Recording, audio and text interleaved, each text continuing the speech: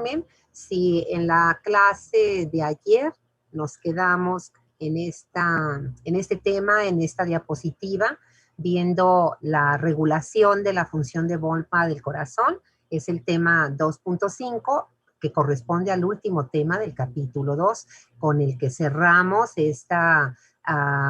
dijéramos, este contenido central de la fisiología cardíaca, que fue el análisis de todo lo referente a cómo lleva a cabo el corazón su función de bomba, desde el repaso de la anatomía fisiológica hasta recordar, ¿verdad?, lo que fue la excitabilidad, la excitación, los potenciales de reposo, potenciales de acción, luego los mecanismos de la contracción del miocardio y terminando, ¿verdad?, o más bien para llegar a lo que fue ciclo cardíaco con todos sus componentes y finalmente cómo se regula la función de bomba del corazón.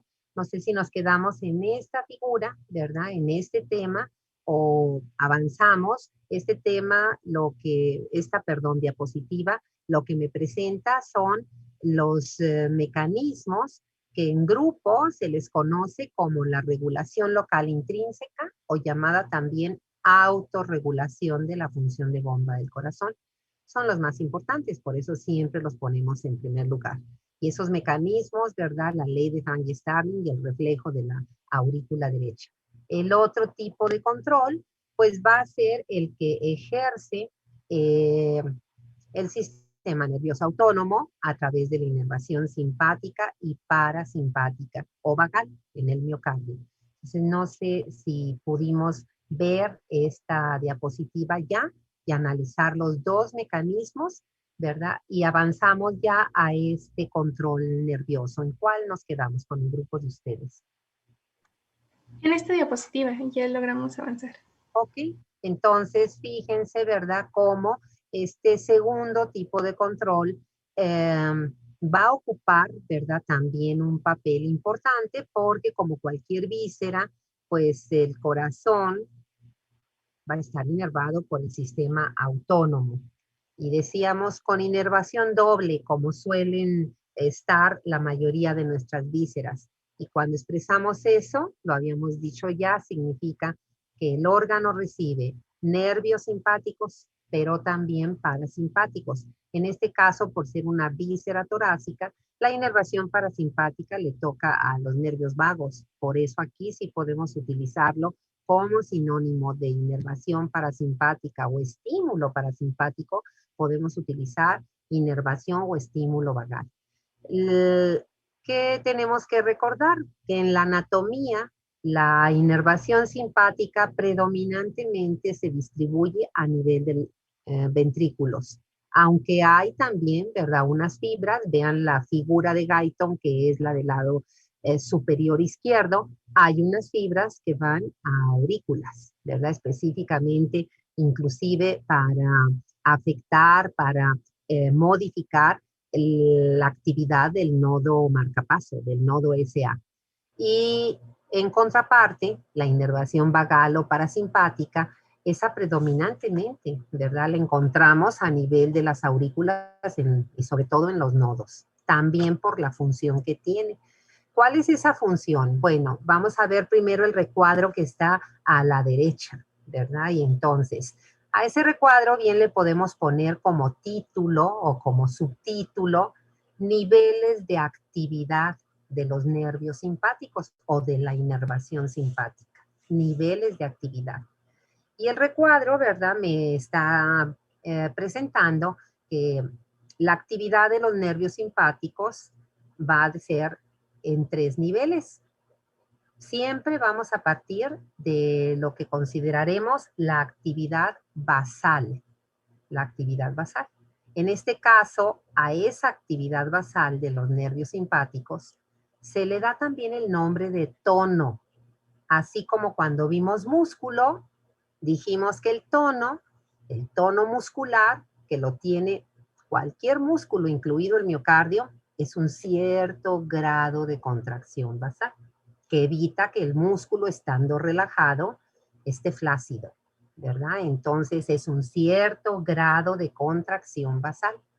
Aquí el tono simpático, pues lo que me está representando es, ¿verdad? Precisamente la actividad basal de los nervios simpáticos.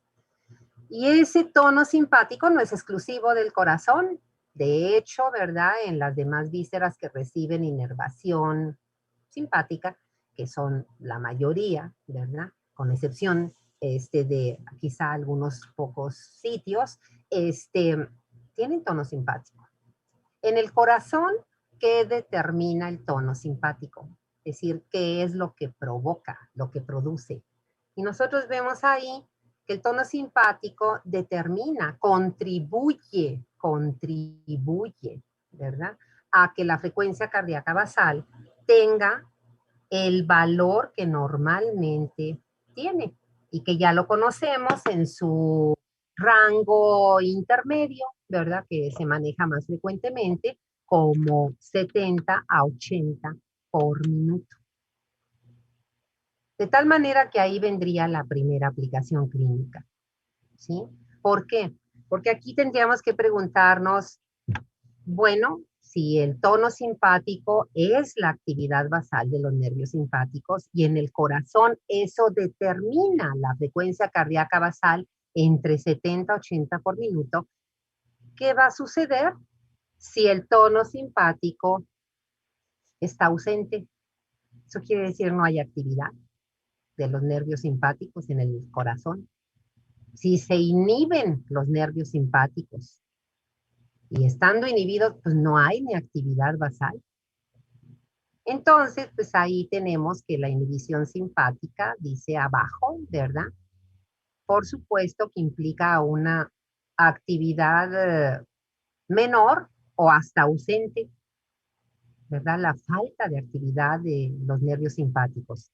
Y el efecto, por supuesto, ¿verdad? Que va a ser que si desaparece el tono simpático, si hay ausencia del tono simpático, la frecuencia cardíaca va a disminuir, especialmente la frecuencia cardíaca. También lo va a hacer el volumen sistólico.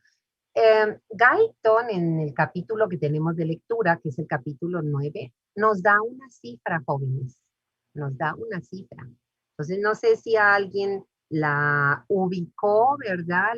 Inclusive tomó en cuenta y nos quiera decir en qué porcentaje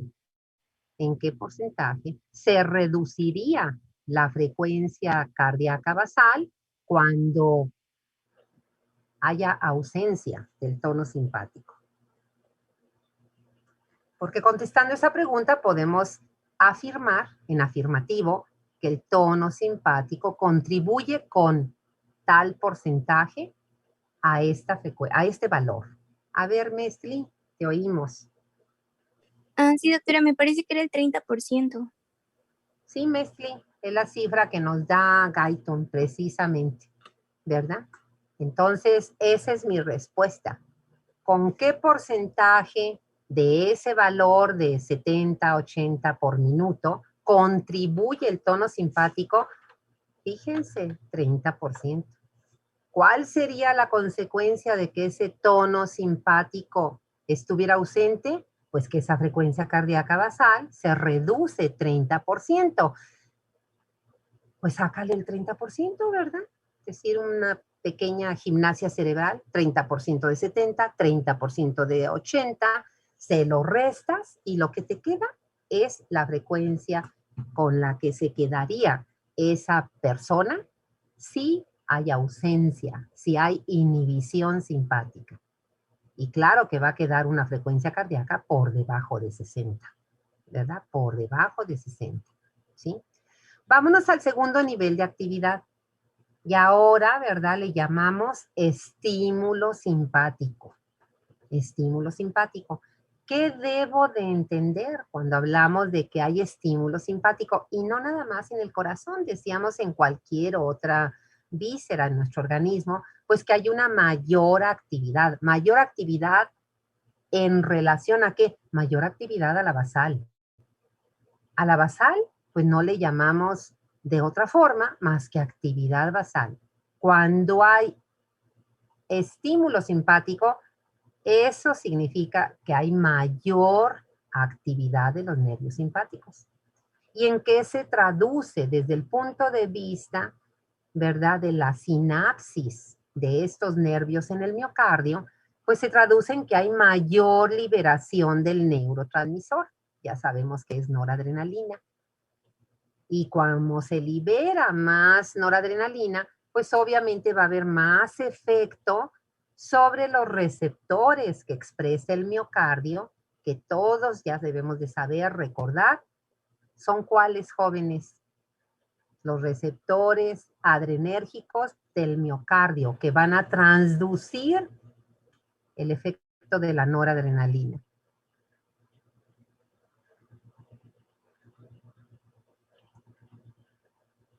¿Dónde lo aprendimos? Unidad 3, capítulo 8. Brenda, te escuchamos. Y Cherlyn. ¿Serían los alfa 1 y beta 2, doctora? Alfa 1 y beta 2. Ok, vamos a analizar esa respuesta. Brenda, tú me contestaste, ¿no? Vi también la alzada la mano de Cherlyn y de Jailene. Es beta 1, doctora. Cherlyn, beta 1. Ok, fíjense cómo, ¿verdad? Estamos viendo las respuestas. Jailene, ¿tú qué nos puedes comentar? Pues en el caso del miocardio serían los receptores beta 1. Ok, entonces fíjense, jóvenes, porque es importante que participen. Porque esto, ¿dónde lo aprendimos? Pues lo aprendimos en el capítulo 8, Sistema Nervioso Autónomo de la unidad 3, ¿verdad? Y específicamente como aplicación clínica, desde ahí aprendimos cuál era el tipo de receptores que expresa el miocardio. Y dijimos, en la unidad siguiente lo vamos a volver a repetir. Entonces el miocardio expresa, ¿verdad? Es más bien, no el miocardio, en el corazón, ¿verdad? Se expresan los receptores beta 2 y también beta 1. Fíjense, nada más que vamos a aumentar nuestro conocimiento porque pues ya estamos en corazón. Y resulta que beta 1, así como contestó Jailene y Cherlyn, efectivamente es el receptor del miocardio. Es el receptor de miocardio. Eso quiere decir el efecto del estímulo simpático, liberando más noradrenalina, se va a llevar a cabo cuando esta catecolamina, la noradrenalina, se une al receptor adrenérgico beta 1 del miocardio. ¿Pero qué sucede? ¿Dónde está el beta 2? Pues también es un receptor para noradrenalina. Y resulta que el beta 2 está en el músculo liso de las arterias coronarias. Fíjense, jóvenes. Fíjense qué interesante eso. En el músculo liso de las arterias coronarias. ¿Sí? Y entonces, pues le encontramos significado a lo que estamos analizando. ¿Por qué le encontramos significado? Porque nos va a quedar, dijéramos, nos debe de quedar comprensible. Si el corazón recibe estímulo simpático, por supuesto que el efecto de la noradrenalina, además secretada además sobre el receptor beta 1, es excitador. Ahí lo tenemos, ¿verdad? En el recuadro y ya lo sabíamos. ¿Va a haber mayor cronotropismo? Pues eso va a aumentar la frecuencia cardíaca. La persona va a tener taquicardia. Va a haber mayor inotropismo y eso va a aumentar la fuerza de contracción y entonces mayor volumen sistólico. Si esas dos variables aumentan, claro que va a aumentar el gasto cardíaco. ¿Y eso qué significa? Que por un estímulo simpático, la efectividad, vean las gráficas, estas también están en el capítulo 9. La efectividad, la eficacia del corazón como bomba con una estimulación simpática, pues aumenta. ¿Cómo lo traduzco? Pues diciendo el corazón bombea más. El corazón bombea más. El estímulo simpático aumenta, hace al corazón hipereficaz, ¿verdad? Hipereficaz. Fíjense la otra situación. Si decimos que el corazón en la estimulación simpática está aumentada su actividad de bomba, Pues es obvio que el miocardio está consumiendo más oxígeno. Es obvio, está trabajando más, está en hipermetabolismo, está consumiendo más oxígeno, jóvenes. Y entonces la necesidad metabólica que tiene el miocardio en el estímulo simpático es que el miocardio reciba más flujo sanguíneo. ¿No es cierto? Porque ¿quién le debe aportar más oxígeno a cualquier tejido? Pues el flujo sanguíneo, ¿verdad? ¿Y quién es el sistema que irriga el miocardio? Pues las coronarias. ¿Y qué receptor deben de expresar las coronarias? Para que cuando el corazón está con ese gasto cardíaco aumentado en el estímulo simpático, las coronarias le aporten más flujo sanguíneo, más oxígeno. ¿Qué receptor deben expresar las coronarias? Alfa 1, alfa 2. Beta 1, beta 2 y beta 3. Son las 5 subgrupos o subtipos o variantes, isoformas, como le queramos mencionar, de los receptores adrenérgicos. ¿Cuál deben expresar las coronarias para que pueda cumplirse con esa necesidad que se crea por el estímulo simpático? Sara, te oímos. Sí, doctor, es el receptor beta 2 porque causa la vasodilatación. Claro, ¿verdad? Imagínense, jóvenes, que fuera alfa 1. Imagínense que las coronarias expresaran en lugar del beta 2 el alfa 1. Entonces vean cómo nuestra biología es perfecta, no tiene error. Nuestra biología dice, si el miocardio recibe estímulo simpático, va a aumentar su actividad de bomba. Ya lo vi aquí en la gráfica, ya lo vi aquí en el diagrama de flujo. El miocardio tiene necesidad de más flujo sanguíneo, pues las coronarias tienen que expresar el beta 2 para que la misma noradrenalina, pero que se va a liberar ahora en el músculo liso de las coronarias, transduzca un efecto inhibidor de vasodilatación. Si fuera vasoconstrictor, pues el corazón latiendo, activándose cada vez con mayor metabolismo y las coronarias cada vez en más vasoconstricción, pues eso infartaría. Ya nos hubiéramos infartado todos nosotros ante las situaciones de estrés que vivimos a lo largo de nuestra vida, inclusive por los exámenes, que ya dijimos que no debe de ser, pero pues las vivimos. Porque imaginen el corazón con taquicardia y las coronarias en vasoconstricción. Pues la isquemia, la hipoxia. No sé si queda claro, jóvenes, esta aplicación del estímulo simpático. Estamos viéndolo a nivel molecular. El neurotransmisor, el tipo de receptor que va a transducir cada uno de estos efectos. Bueno, mientras me contestan, les voy a comentar otra aplicación clínica. La taquicardia, jóvenes, es o puede llegar a ser severa. ¿Qué tanto puede aumentar la frecuencia cardíaca el estímulo simpático? Guyton también nos dice, puede aumentarla al doble o más. Si la basal es 80, entonces un estímulo simpático fuerte, intenso, puede llevar al paciente, a la persona, a una taquicardia de 160, pero más 180, más 200, muy raras veces más de 200, porque el corazón no puede estar mucho tiempo con esos niveles de taquicardia, jóvenes. Fácilmente en esas taquicardias severas, paroxísticas, el corazón está en riesgo de pararse. Y como es una amenaza potencial, nosotros los médicos sabemos que una taquicardia intensa es una urgencia médica. Una urgencia médica. ¿Qué decir? Yo tengo que actuar. Tengo que darle al paciente algo para frenar esa taquicardia. Y si yo sé la fisiopatología que está originando esa taquicardia y que está involucrada la noradrenalina actuando sobre los receptores beta 1, pues ahí tengo, ¿verdad? Mi tratamiento corrector de la taquicardia, controlador de la taquicardia. Entonces le administro a mi paciente bloqueadores, fármacos. Hay un grupo de fármacos que tienen como acción ser bloqueadores beta-adrenérgicos. Bloqueadores beta-adrenérgicos. No alfa, ¿verdad? Beta. Y de ser posible, más específico, beta 1, selectivo. Y claro que se lo doy al paciente y vamos a empezar a ver cómo esa taquicardia se va controlando y el paciente sale de ese riesgo, pues hasta de fallecer, ¿verdad? Por un paro cardíaco.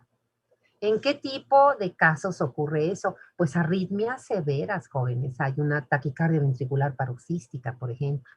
No es muy común, pero sí la hay.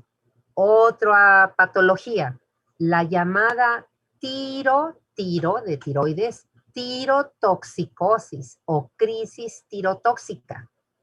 Esa es una complicación aguda, severa del hipertiroidismo. El hipertiroidismo significa que la glándula tiroides sintetiza y secreta más una cantidad mayor de hormonas tiroideas de lo que es normal. Y las hormonas tiroideas, jóvenes, son las que regulan lo que es el metabolismo general de todas las células de mi organismo. De todas, incluido el corazón. Y como todas mis células en el hipertiroidismo están en hipermetabolismo, entonces las células todas tienen necesidad de más consumo de oxígeno y de recibir más flujo sanguíneo. Y por eso, en el hipertiroidismo, un signo clínico es taquicardia. El paciente puede estar en reposo, puede estar dormido y está con una frecuencia arriba de 90 todo el tiempo, porque su organismo está en un estado de hipermetabolismo.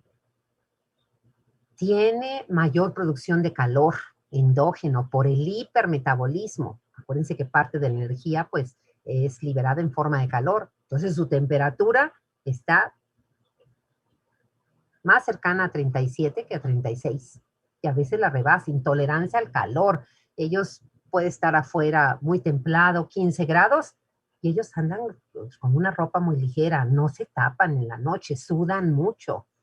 Son pacientes que tienen una inquietud, ¿verdad? Porque el hipermetabolismo a nivel de corteza cerebral los pone muy inquietos, muchos cambios de ánimo. Hasta la familia le dice, oye, qué genio te traes ahorita, ¿verdad? Por decir, gente que de repente, ¿verdad? Como están con cambios de estado de ánimo. No duermen bien, desarrollan insomnio, precisamente por esa hiperexcitabilidad. Y lo que es una belleza para muchos pacientes es que bajan de peso muy rápido. Y si tenían sobrepeso porque tienen una ingesta alta, pues eso los hace muy felices, ¿verdad? Máximo que la mayoría son mujeres.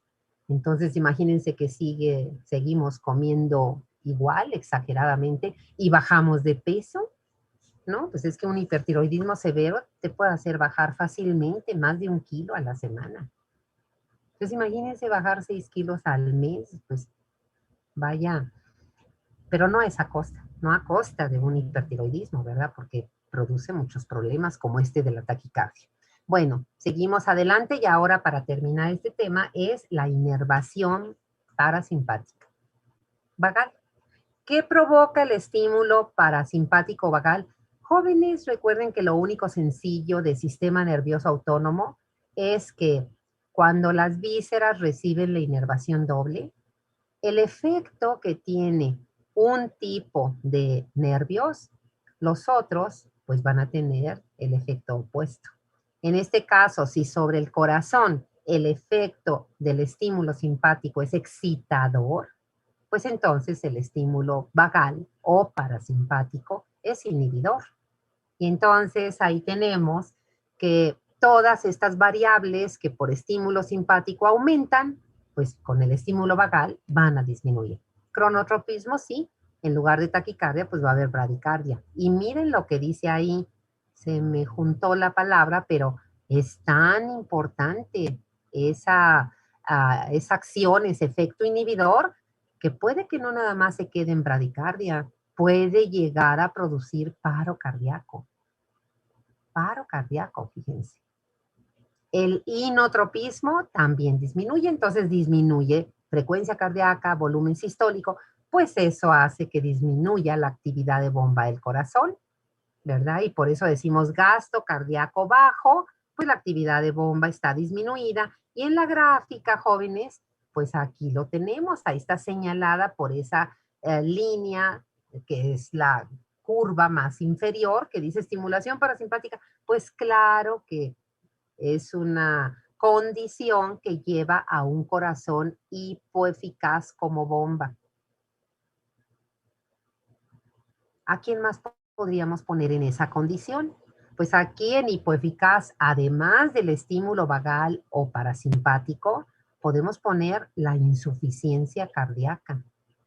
Recuérdense, ¿verdad? Que hemos dicho, por eso insuficiencia quiere decir que está afectada la actividad de bomba del corazón en el sentido de ser insuficiente, o sea, está disminuida la actividad de bomba. En el otro lado de la gráfica donde dice hipereficaz, pues ahí ya habíamos puesto el estímulo simpático. Entre más intenso, ¿verdad? Pues más eficaz es el corazón, bombea más. ¿Y a quién más pondríamos ahí en corazón hipereficaz? Pues ahí pondríamos, ¿verdad? El corazón de los deportistas y de los atletas profesionales, que a lo largo de su acondicionamiento a largo plazo, desarrollan los ajustes que los lleva a tener un corazón hipereficaz. Y si no, fíjense nada más en esas gráficas, en esas curvas, jóvenes. Vean cómo interpretarlo. Esta es una gráfica que las dos son equivalentes. La línea vertical es la escala que me está dando el valor del gasto cardíaco en litros por minuto, como debe de ser. Acuérdense que es volumen, minuto. Pueden ser litros o mililitros. Y en el sentido horizontal tenemos la presión de la aurícula derecha. ¿Por qué es importante eso? Porque recuerden lo que acabamos de ver con Frank Starling. Si el corazón normalmente bombea como gasto cardíaco 5 a 6 litros, es porque es lo mismo que recibe como retorno venoso. Cuando el retorno venoso es normal, jóvenes, la presión en la aurícula derecha es 0 milímetros de mercurio. Es una presión que más adelante la vamos a volver a tocar, que se define la presión, se le llama, perdón, como presión venosa central y se representa con las iniciales P mayúscula de presión, V mayúscula de venosa y una C de central. Realmente, si somos muy estrictos, esa presión no se define así como que la presión en la aurícula derecha. La definición, el concepto exacto, nos dicen los autores, es la presión en las venas cavas a nivel de su desembocadura, no antes. Presión de las venas cavas a nivel de su desembocadura. Pues sucede que donde desembocan las dos, pues es la aurícula derecha, como lo sabemos. Por eso la presión en la aurícula derecha, pues prácticamente corresponde a la presión venosa central, ¿sí? Y entonces, jóvenes, veamos, normalmente esa presión vale 0. En cualquiera de las figuras, fíjense la del lado derecho, ¿sí? Si yo ubico el valor 0 y subo en línea vertical a que se cruce, a que toque la gráfica que dice normal, la que está de color verde, y en ese punto de cruce, ahora corro mi vista en el sentido horizontal a la izquierda, pues exactamente me dice que cuando la presión en la aurícula sea 0, que es la normal, que significa que está recibiendo un retorno venoso normal y el corazón está bombeando normal. ¿Por qué? Porque justo ese punto de cruce corresponde al nivel de 5 a 6 litros por minuto. Entonces el corazón no está almacenando sangre. Las aurículas realmente sirven como zonas de paso, que sí almacenan en lo que se vacían, pero pues son milisegundos, ¿sí? Luego fíjense qué pasa si la presión en la aurícula derecha aumenta, se vuelve positiva. Pues claro está que eso ocurre cuando el retorno venoso aumenta. Y ahora hagamos lo mismo. Y vean la figura a nivel del +4 milímetros de mercurio. Suban su vista en línea vertical ascendente hasta tocar, hasta que se cruce con la gráfica que dice normal, con la de color verde. Y ahora en ese punto de cruce, dirijamos la mirada en sentido horizontal a la escala que me mide gasto cardíaco. Y fíjense cómo se queda a la mitad, entre el 10 y el 15. No llega al 15. Porque eso significa que cuando aumenta el retorno venoso en una persona adulta sana, normalmente el gasto cardíaco se duplica, un poquito más. Si se duplicara, pues alcanzaría un valor de 12.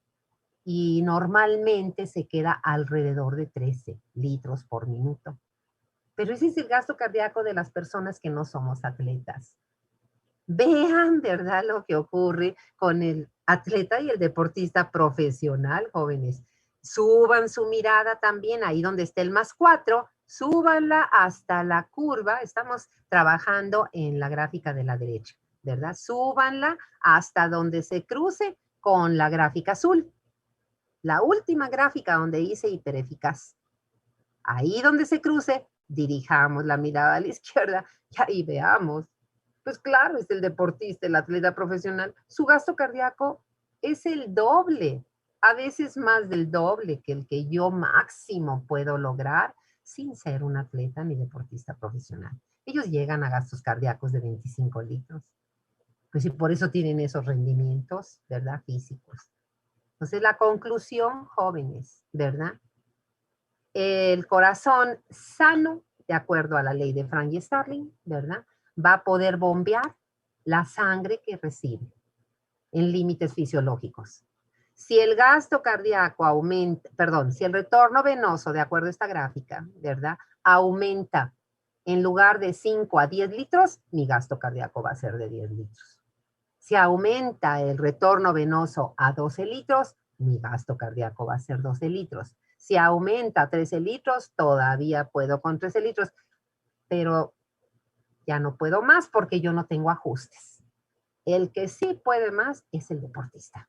¿Pero por qué va a poder más? Jóvenes, porque tiene cardiomegalia compensatoria de acuerdo al entrenamiento para movilizar más volumen sistólico, tener más volumen de llenado. Yo no, yo tengo las cifras basales que me tocan. Y por eso, ¿verdad? Para ellos, pues son cifras del doble o más, ¿sí? No sé si quedó claro, ¿verdad? Esto de la inervación que acabamos de ver, la aplicación clínica con esto, porque, jóvenes, vamos a terminar, para cerrar este tema, con un tercer tipo de control. En un par de minutos acabamos, 2, 3 minutos. Por favor, pónganle a esto que vamos a trabajar. Ahorita no traigo una diapositiva, no es necesaria. El subtema 2.5.3. ¿Por qué? Porque miren, en el texto de Guyton nos pone también, ¿verdad? Y los demás textos, Gannon, Linda Costanzo, que la actividad de bomba del corazón también se afecta por otras condiciones, no nada más ley de Frank y Starling y reflejo de aurícula derecha cuando aumenta el retorno venoso, no nada más por estímulo nervioso autónomo, simpático, parasimpático. Se puede y de hecho se afecta, por ejemplo, por la temperatura corporal. Y esa es una experiencia de vida. Todos a esa altura, yo no se diga, ustedes que están tan jóvenes también, hemos tenido episodios de fiebre, de hipertermia asociada a procesos infecciosos. Y ya sabemos, ¿verdad?, que el calor, eso lo aprendimos en bioquímica, pues acelera la actividad metabólica, las reacciones bioquímicas, pues en nuestro organismo sucede eso. Entonces, la fiebre supone un estado de hipermetabolismo en nuestro organismo. Las células consumen más oxígeno, tienen necesidad de que se aporte más oxígeno. La respuesta del corazón es taquicardia. Y no es lo mismo la taquicardia de una fiebre pequeña de 38 grados a 40 o más grados, jóvenes. A 40 o más grados. Es una urgencia también, tenemos que bajar esa temperatura porque el corazón no va a poder tampoco, ¿verdad?, permanecer con esa respuesta mucho tiempo. ¿sí? ¿Qué otra cosa para concluir? La concentración de los... bueno, perdón, la hipotermia, pues tiene el efecto contrario, jóvenes. La hipotermia, en lugar de aumentar el metabolismo, disminuye las reacciones bioquímicas de las células, o lo que es lo mismo, produce hipometabolismo. Y el hipometabolismo, las células consumen menos oxígeno, tienen necesidad de menos flujo sanguíneo. La respuesta del corazón es bradicardia. Bradicardia. Esta última aplicación tiene una utilidad en clínica, jóvenes. Aquí la vamos a mencionar de una vez. Cuando los pacientes requieren de cirugías que son muy prolongadas, no de 2, 3, 5 horas, cirugías que son de 10 horas, de más de 10, de 15 horas, de 20 horas. Uno dice, ¿a poco? Pues sí, porque son cirugías relacionadas con, ¿verdad?, pacientes que tienen cáncer, o la cirugía también en trasplante, cirugías neurocirugías que son muy complicadas. En esas circunstancias, cuando de antemano sabemos que son cirugías muy prolongadas, una manera que se utiliza, una estrategia para proteger el funcionamiento del corazón es utilizar una cama, una mesa de quirófano, perdón, no una cama, una mesa de quirófano que pueda inducir una hipotermia controlada al paciente para que el corazón, ¿verdad?, ante la anestesia y la cirugía, en lugar de estar trabajando más, trabaje menos. Esa es una aplicación. Y en el último minuto, jóvenes, para terminar, ¿qué otra cosa? La concentración de los iones. Todo esto lo pueden leer, está en el capítulo 9. Fundamentalmente dos, potasio y calcio, ¿verdad? Y el potasio, porque sí se afecta, se puede afectar frecuentemente, puede aumentar hiperpotasemia, ¿verdad? Puede disminuir hipopotasemia. El calcio igual. Luis Octavio, levantaste la mano, te escuchamos. Sí, doctora, es que justo, bueno, de esto, hace rato iba a decir una duda, pero dije, Ajá, mejor no espero al final, pero ok. ahorita igual lo está comentando. En esto de la hiperpotasemia era creo que era mayor a 5.5 si no mal recuerdo, Sí, pero relacionando con lo que dijo anteriormente, bueno, yo había leído que en el caso bueno, en la mayoría de los casos donde hay hipertiroidismo, se suele administrar potasio para evitar arritmias cardíacas y pues acelerar la recuperación del corazón. ajá, Pero la administración de potasio, recuerdo que habíamos visto en bioquímica, que tampoco es digamos, que tiene que ser muy controlada, porque el potasio, así como es de bueno, también es altamente cardiotóxico y sí, puede generar arritmias cuando se administra para curar a las mismas. Y sí, quería saber por qué pasa esto, porque digamos que pues se administra para evitar arritmias, pero sí. la misma administración puede generar una arritmia. Se me La hizo pues como Sí, sí, como chistoso. dice uno, está como que no se entiende. La respuesta, Luis Octavio, está en la ecuación de Nernst. En la ecuación de Nernst, esa ecuación que la aprendimos en la unidad 2, en el capítulo 1, cuando empezamos a hablar. Recuerden que la aplicación de esta ecuación es para que yo pueda calcular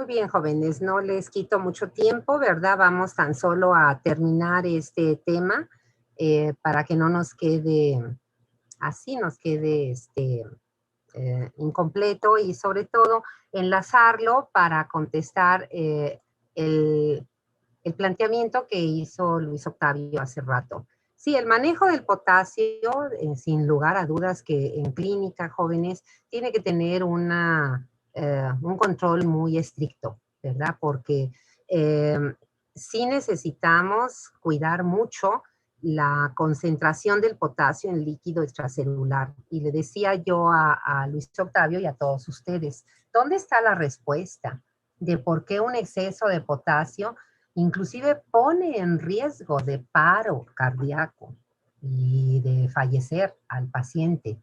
Pues la respuesta está en la ecuación de Nernst, jóvenes. ¿Por qué? Porque recuerden que la ecuación de Nernst la utilizamos para precisamente calcular el valor del potencial de membrana, el voltaje, cuando difunde un ion. Y dijéramos, esa cifra, ese valor, pues depende de las concentraciones intra y extracelular del ion. Entonces, hagan el ejercicio, ¿verdad? En su casa. Manejen si hay hiperpotasemia, pues por supuesto que la concentración no intra, la extracelular va a aumentar por arriba de 4 o 4.5, ¿verdad? Entonces manejen una cifra inclusive exagerada al doble y vean qué valor les va a salir de potencial de membrana, ¿verdad? Y qué es lo que aprendimos cuando empezamos a hablar de estos temas que en sí pertenecen a lo que se llama la electrofisiología. Dijimos que para que la célula se excite, lo cual significa genere su potencial de acción normalmente, tiene que tener su valor de potencial de reposo normal, ¿verdad? Si la célula se hiperpolariza o se depolariza, no va a tener la misma respuesta de excitación, no la va a tener. Y de hecho, ¿dónde pueden inclusive leer esos párrafos? Capítulo 9, jóvenes, capítulo 9 de nuestro texto de Guyton. Y ahí está, ¿verdad? Que nos dice, pues las hiperpotasemias, que también les llamamos hipercalemia, pues pueden ser del doble o más. Imagínense 8 milequivalentes de potasio, 10 milequivalentes. Hay muchas condiciones metabólicas, ¿verdad? Crónicas que pueden generar eso. Unas están asociadas a diabetes mellitus, a insuficiencia renal. Pues si el potasio es un marcador, ¿verdad? De funcionamiento renal. Y entonces, esa sería la acción, ¿verdad? La acción del exceso de potasio es producir un debilitamiento en el inotropismo. El Guyton nos dice, el corazón se vuelve prácticamente un corazón flácido y el riesgo es que llegue a paro cardíaco en diástole, cuando es por exceso de potasio, ¿sí? Ese es el riesgo, por eso es una urgencia médica.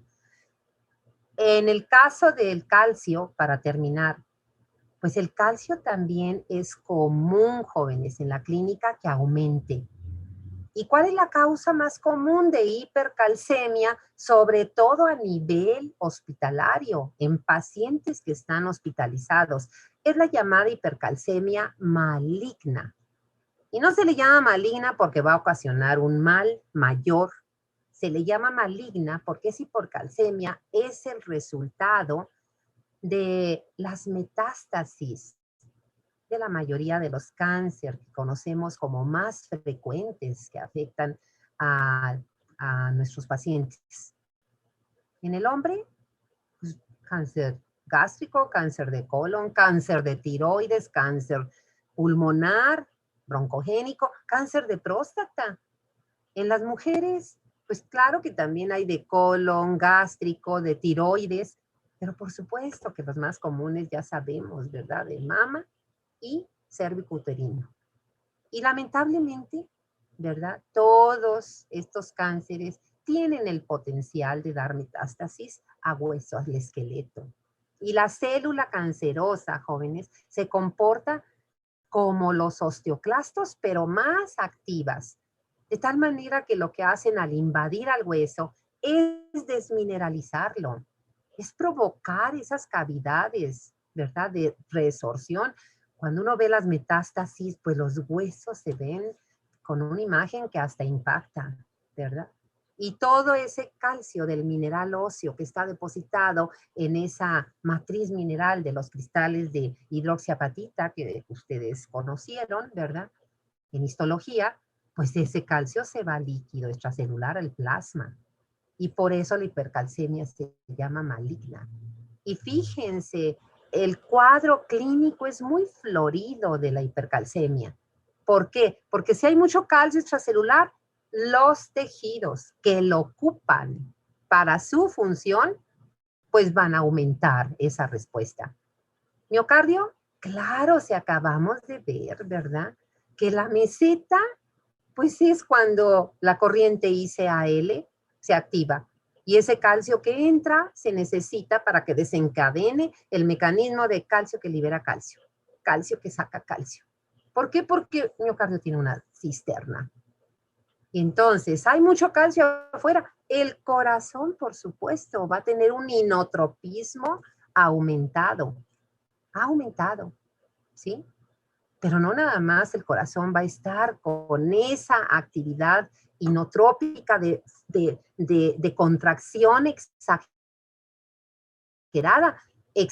a tal grado, jóvenes, que a diferencia de la hiperpotasemia, ahora la hipercalcemia puede provocar la contractura, el espasmo del miocardio sostenido, o sea, un paro cardíaco en sístole. El paciente puede fallecer por eso. ¿Qué le va a provocar esta hipercalcemia al músculo liso? Pues el músculo liso también es su principal fuente de calcio. El músculo liso ni siquiera tiene una cisterna, pero tiene retículo sarcoplásmico. Entonces, si hay mucho calcio, músculo liso vascular, jóvenes, vasoconstricción sistémica. Entonces, el paciente va a estar, fíjense, con un inotropismo aumentado, va a estar con vasoconstricción sistémica, pues crisis hipertensiva. Y el intestino, pues tiene músculo liso, va a estar en espasmo. Yeyuno, ilion, van a tener muchas zonas de espasmo. Y el paciente va a experimentar un dolor muy importante abdominal por el espasmo del intestino, por la hipercalcemia. Tan es así, jóvenes, que puede remedar, puede simular un cuadro de abdomen agudo. Imagínense nuestro error como médicos si es que no sabemos esta acción del calcio sobre los diferentes músculos. Y llevamos al paciente que tiene cáncer, que tiene metástasis, a una laparotomía, creyendo que el paciente tiene un cuadro de abdomen agudo por apendicitis, por colecistitis, por una oclusión intestinal. Abrimos la pared abdominal. Jóvenes, lo que uno observa son esas zonas de espasmo de yeyuno ilion. Y claro que no vas a hacer la resección de esas zonas de espasmo. Claro que no. ¿Verdad? Y lo que vas a hacer es prepararte para ofrecer una amplia disculpa al paciente y a la familia, porque vas a cerrar pared abdominal y vas a dar el tratamiento que debiste haberlo dado y no someter al paciente al riesgo de una anestesia general y de una laparotomía exploradora. Pues porque el tratamiento, si hay exceso de calcio, pues lo primero es ¿por dónde eliminamos la mayor parte del calcio? Pues por donde se eliminan la mayoría de los productos de desecho. El calcio no es un producto de desecho, pero se elimina por la orina. Entonces hay que forzar diuresis.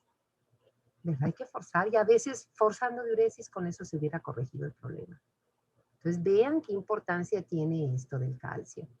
¿Verdad? Hay que tenerlo en cuenta porque de alguna forma y en la literatura hay luego libros muy buenos, ¿no? De jornada de errores médicos.